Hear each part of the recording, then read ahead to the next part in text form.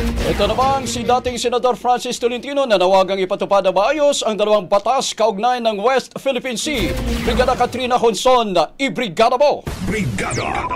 Live report!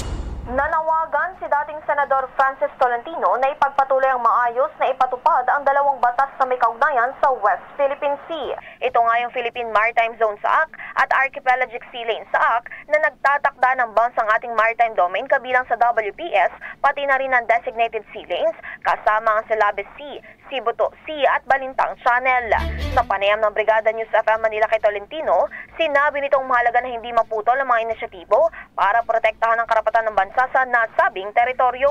Ayon sa dating senador, mananatili pa rin siya aktibo bilang pribadong mamamayan sa pagsusulong ng impormasyon at advokasya kahit wala na siya sa Senado.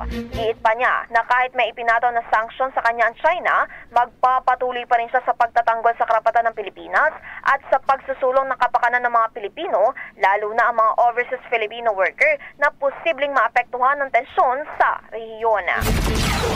So tuloy-tuloy lang po, inaasahan natin sa ating mga bagong halal na senador, tuloy nyo lang po yan. Para sa bansa po natin yan. Pero tayo po, kahit wala na sa Senado ngayon, tayo po hindi naman mananahimik yan sa ating sariling kakayahan bilang abogado. Tuloy pa rin ho yan. In the heart of changing lives, ako, si Brigada Katrina Honson ng 105.1 Brigada News of Manila, The Musica News Authority. Ang bahaging ito ay hatid sa atin ng NutriCleanse Herbal Capsule. Linis tiyan, sexy tiyan.